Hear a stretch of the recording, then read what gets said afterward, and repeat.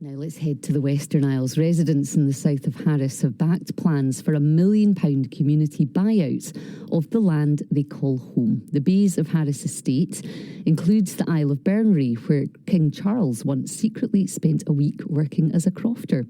John Maher is in another life, played the drums for the 1970s punk band The Buzzcocks.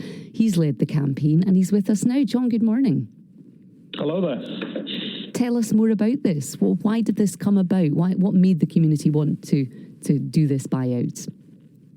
Well, it was probably a result of seeing other communities in the Western Isles having achieved community buyouts and getting into developing projects that benefit the community, you know, addressing the issues of lack of affordable housing is clearly the number one issue that's been risen at all of the public meetings we've had.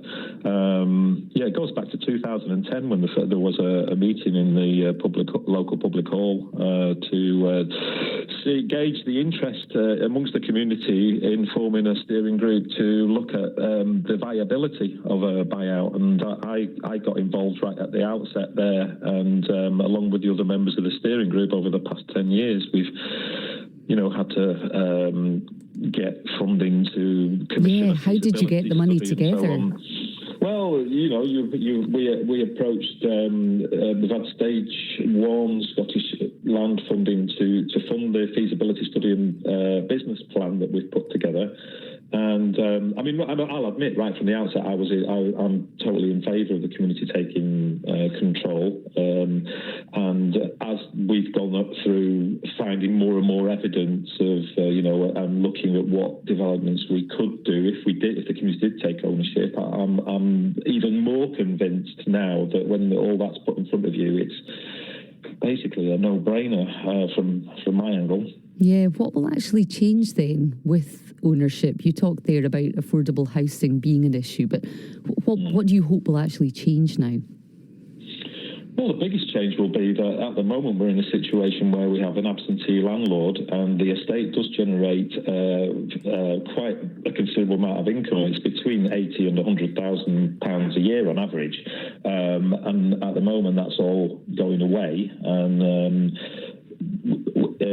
if the community take ownership, obviously that money will stay here, and as a community group, we can not only use that money directly to fund projects, but it can also be used to leverage additional funding from other sources that a community group can tap into, which even if a private landlord was aiming to do similar things that the community are planning, the private landlord wouldn't have access to that kind of funding. So there's a lot can be done. Yeah, and do you think it's all going to come off?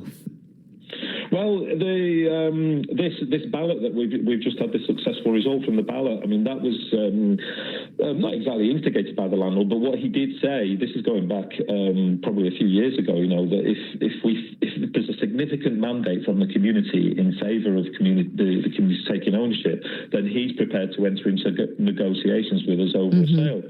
So we're just about to write to the landlord. I'm sure he's aware of the result, but just to formally say, explain the situation. Yeah. And now that we've achieved that significant mandate, it's time to get round the table and start hashing out a deal. Yeah. And listen, tell us a bit about your change of lifestyle, because you used to play the drums in the Buzzcocks and you've ended up working the land in the Western Isles. It's quite the change, but you sound like you enjoy it and you're in the right place. Yes, I've moved to the Isle of Harris 20 years ago.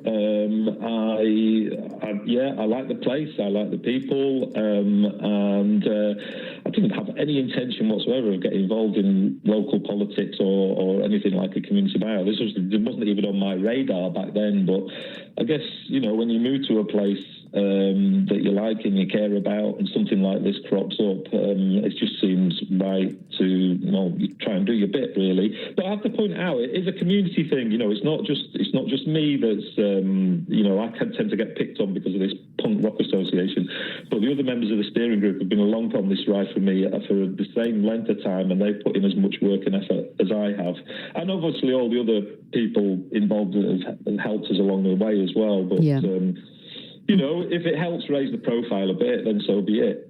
Well, good to talk to you this morning, John. Thank you so much. John Maher there telling us about what's happening in the south of Harris. Yeah, very interesting. It's 5.